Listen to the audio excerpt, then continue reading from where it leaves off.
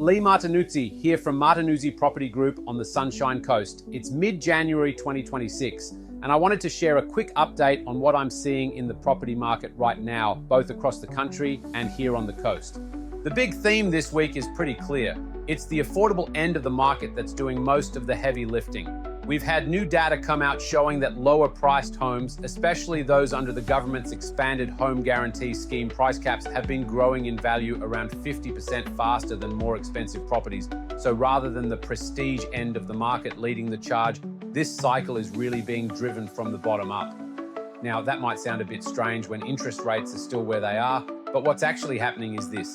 Higher rates and tighter borrowing rules aren't stopping people from wanting to buy. They're just pushing buyers down the price range. People still want to get into the market. They still want a home. They just can't stretch as far as they could a few years ago. Investor lending has been growing at the fastest pace we've seen in years, and a lot of that money is chasing the same sort of properties first home buyers are looking at, the more affordable entry-level stock. So you've got first home buyers, investors, and general home buyers all competing in the same brackets. And that's exactly where we already have the least amount of stock. Across most cities and regional areas, homes under those price caps have been outperforming those above them. And that pattern is showing up here on the Sunshine Coast as well. Locally, the most intense competition I'm seeing is for homes under about the $900,000 mark. Good quality townhouses, entry-level houses, neat duplexes, especially those close to schools, shops, transport, or the hospital, are getting solid inquiry and strong offers when they're priced correctly. On the national front, 2025 turned out to be another growth year overall. Property values across Australia rose somewhere around the high single digits on average, with regional areas like our part of the world again holding up very well. Some cities like Perth and Brisbane have been particularly strong, while others have been a bit more steady. The key point though is this: there isn't one Australian property market. There are lots of different markets moving at different speeds, and that's exactly why a bit of caution and a clear plan matters this year. One economist summed it up nicely this week by saying that caution, not speed, will define property success in 2026.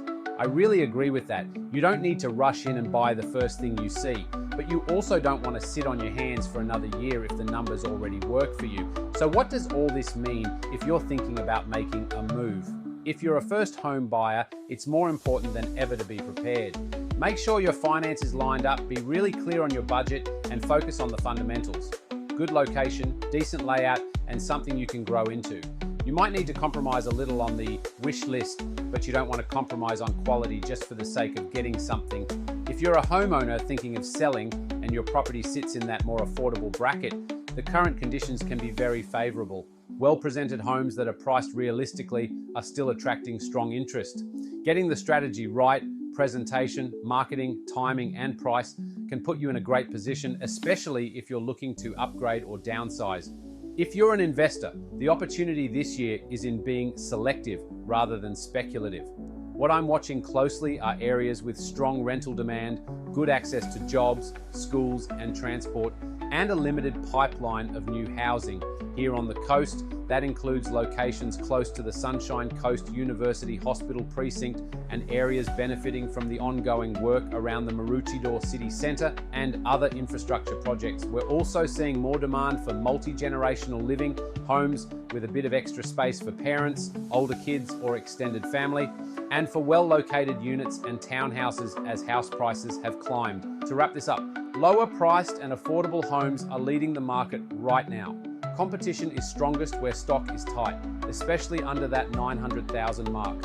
And 2026 looks like a year where a careful, well thought out plan will beat rushing in or trying to time the absolute bottom or top of the market. If you're thinking about buying, selling, or investing on the Sunshine Coast this year and you'd like a bit of guidance, I'm always happy to have a chat.